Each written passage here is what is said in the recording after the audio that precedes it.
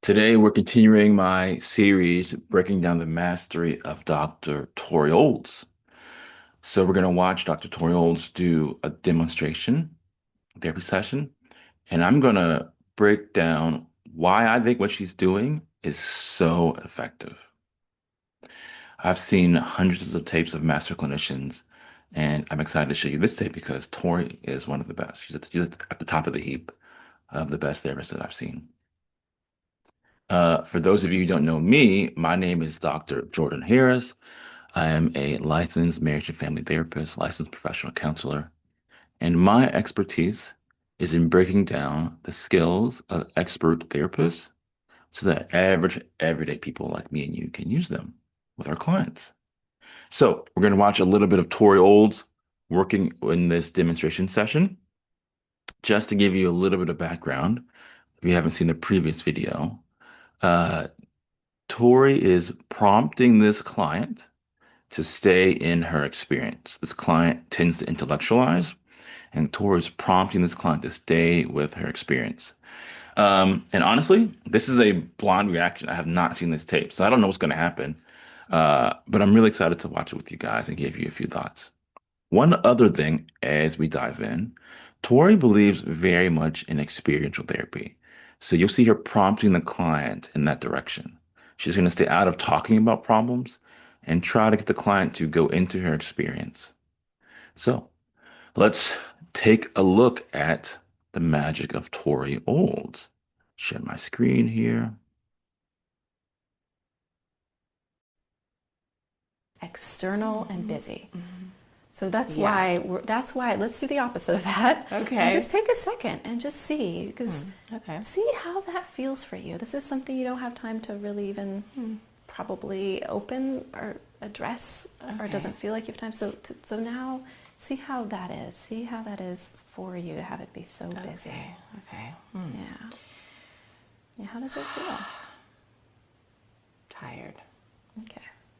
All right. So how do you know where does that, what does it feel like for you? I just like see this image of me just collapsing, like Okay. just falling right over. Okay. So this is exactly what we're talking about, right? Instead of having the client talk from this busy sort of space, helping the client to go internal. You see the client who's on this side over here in the blue patterned sort of shirt. You can see her sort of take a breath, close her eyes. She's more internal. She's more focused inward instead of up with her head intellectualizing. So right off the bat, we see Tori prompting this client to stay internal with her inner experience.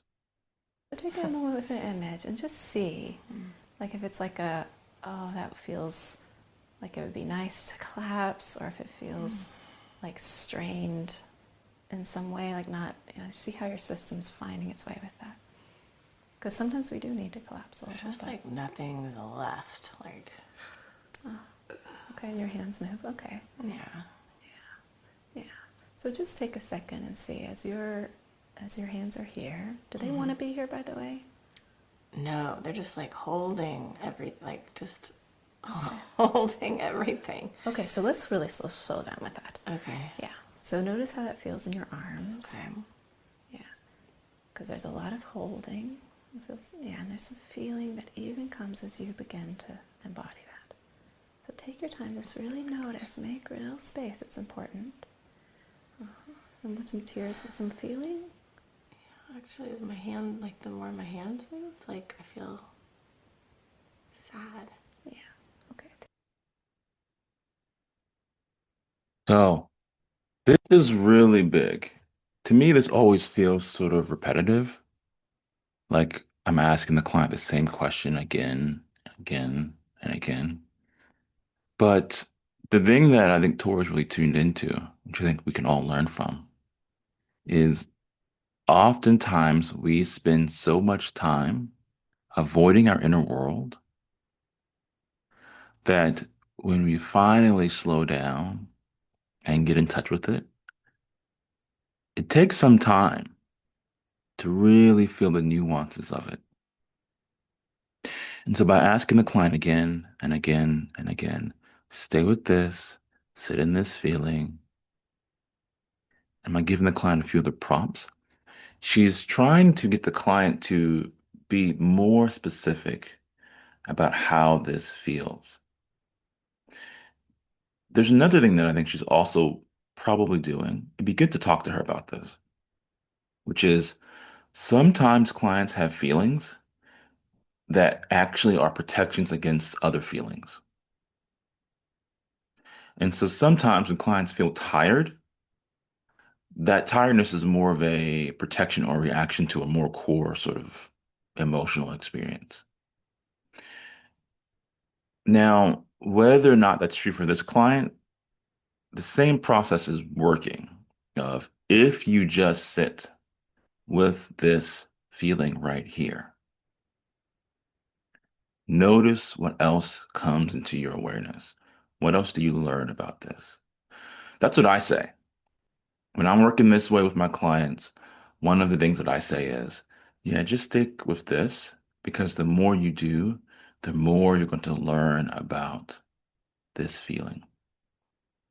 So there's different ways to language it. And I would encourage you to find your way of talking about it. Find your own words. But whatever your own words are, it can be really helpful in helping people s- to stick with the experience so it can begin to unfold. Because it's only when it begins to unfold that it can then later begin to change.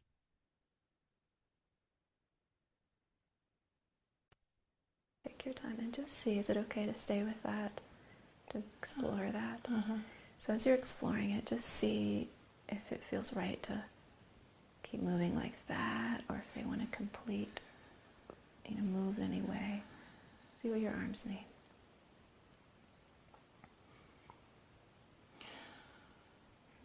Yeah, take your time. Take your time. I'm right here. Yeah. Yeah, and see how it is as they move to your heart. Oh, what more feeling comes. Yeah. Yeah. So much feeling. Yeah. Yeah. Just letting it come through. So this is also really, really important what Tori's doing right here. So I teach a case consultation class. You can go to my website and learn all about it. And we teach four different main modules. But there's a fifth module that I'm just now starting to teach in this class, and it's on the role of silences. So for those of you who don't know, my whole big thing is that master therapists like Tori, they have their model that they use, but there are these other processes that they're keyed into that actually make their model really effective. And one of the things Tori's doing right here, she's keyed into this process of silence. When you look at the research on silence and pauses in counseling, there's only a handful of types of different silences. There's about seven. And when you break it down, one of the seven is this idea of an emotional silence. And this is so important to be able to distinguish the different kinds of silence because each kind of silence actually requires a different response from us. So if someone's showing you a thinking silence, then our job is usually to be quiet, let them think. This is so important in therapy. I think it's even more important in the couples work because you'll see one person begin to think, and the other person will jump right in and ask another question, right? I had a client the other day. The wife asked the husband a question, the husband began to think, and the wife asked him like eight more questions and added more context. Your brain can't take in all that information. So in a thinking silence, what you need usually in general is to respond to that silence with silence. Give the person time to think. That's very different though than what we see here. This is an emotional silence. And oftentimes in an emotional silence, what we need to do is to offer the client support. And if you watch what Tori's doing, she's not changing the subject. She's not adding in more information. She's not asking her what's going on. She's just offering her more and more support. This is also important because some of us have been trained to be silent in the face of emotional silences. And there's some research that says that that's not good. Um, Especially if you look at the attachment research, right? Think about the old still face experiment. When someone is in distress and we meet that distress with silence, it often increases their distress. So, not always, but in general, when someone is in an emotional silence, that's when you don't want to be quiet. You don't want to move on. You sit there with that person, you give them more support, um, and you just make sure that they know that your presence is there. Let's break down a little bit more how she's doing that. I'm going to rewind this tape a few minutes.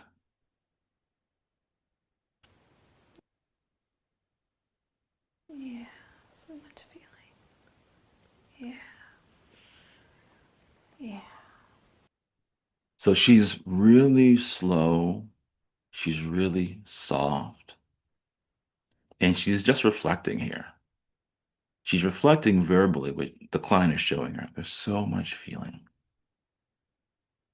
Just letting it come through. I'm right here. Then she says, I'm right here. I'm right here. When I was first learning all this stuff, to say that to a client honestly felt too personal for me. Um, but for my own boundaries and my own abilities, what felt more congruent for me was for me to say, I got your back. I got your back. So whatever your words are, I would encourage you to find your own word. You don't have to use her words or use my words, but I would encourage you to find your own words for supporting clients when they're in this sort of emotional silence. Right here with us. Mm. Yeah, yeah.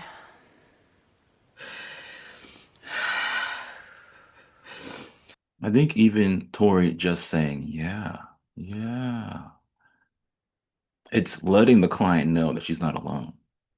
Goes back to this idea that when we're in these sort of emotional silences, often what makes it worse is feeling alone. So you don't have to say much, but even saying a little bit conveys the message, hey, I'm here. You're not alone. Yeah.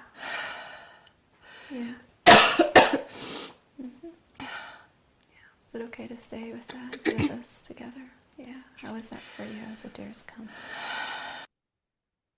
For me, this is the beauty of learning about silences. When I initially learned about the different types of silences in counseling, I thought it was really dumb. Like this is silly. Um, it wasn't until I found myself using it like automatically in the background that I thought, oh my gosh, I'm the idiot. Right? Like this happens all the time to me in therapy. I think something's dumb or something doesn't make any sense. And then I learn more about it and I'm just like, oh my gosh, no, no, I'm the one who wasn't getting it.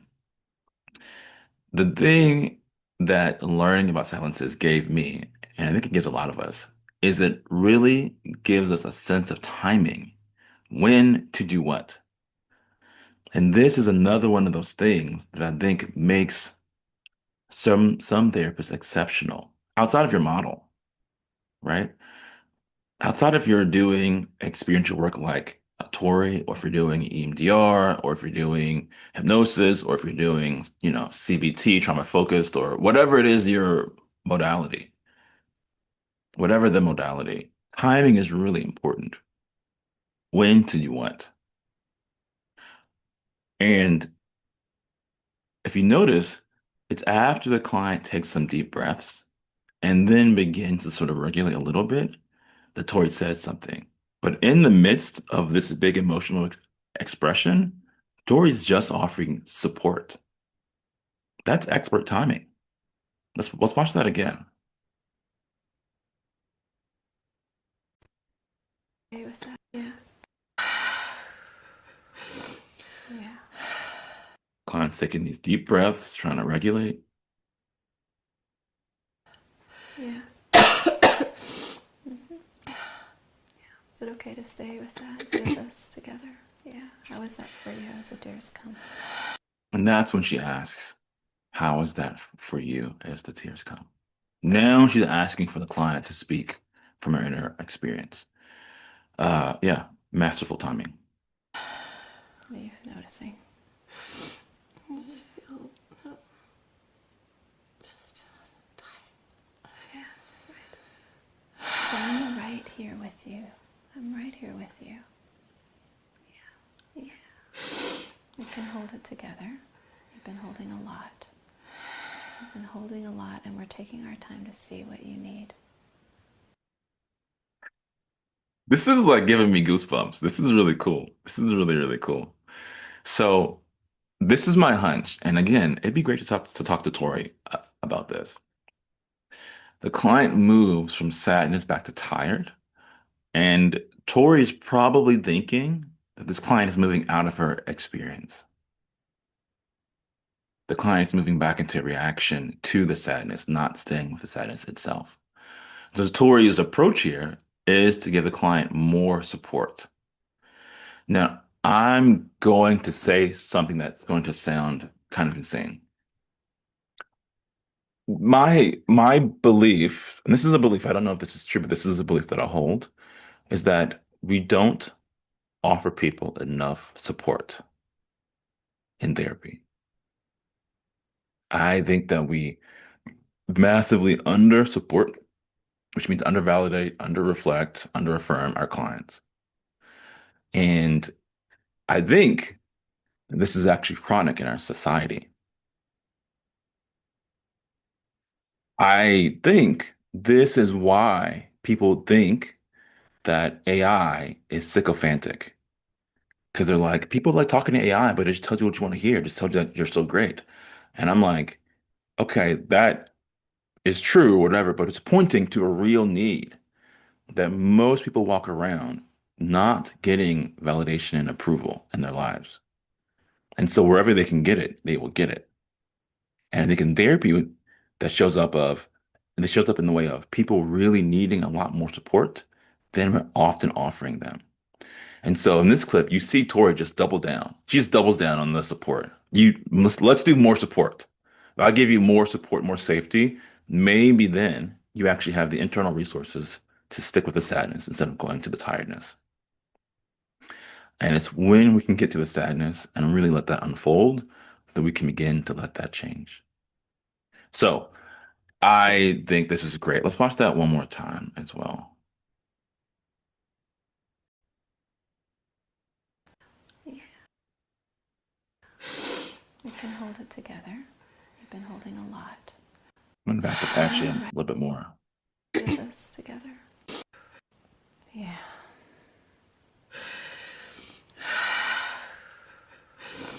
Yeah. Yeah. Is it okay to stay with that? Feel this together? Yeah. How is that for you as the tears come? What are you noticing? I just feel just tired. Yes, right. See, here's the tiredness. She's not in touch with she's leaving contact with the sadness. She's moving to the tiredness.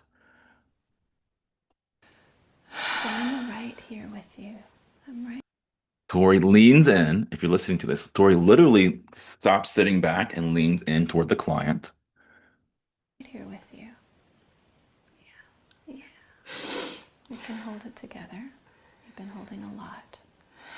You've been holding a lot, and we're taking our time to see what you need around that holding to come more into rest. Yeah. Yeah. When you look at me, what's that like? It feels held. Okay, notice that. That's so important. When your arms want to come down? Okay. Does that feel right? There you go. And this is the beautiful thing. I mean, this is another thing that's really tricky because sometimes you really lean in for your clients and they don't take it in. So I don't want to pretend that this is always going to work. But in this case, the client takes it in. She feels it, right? Looking at you right now, and I feel really supported. Great. Exactly what we need, right? Exactly what the client needs, is to feel that level of support. Look, this is Dr. Jordan Harris. Uh, I'm reviewing all these tapes of Dr. Tori Olds. Both of us run separate training groups. My group is more in breaking down these micro skills that therapists have, skills like silence. And so, if you want to learn about these micro skills that make these other models really effective, feel free to check out my stuff. But also, Tori also has a training group. So, if you like this style of working, if the experiential sort of way of doing things really resonates with you, you should definitely check out her website below as well. That's it for today. Talk to you soon.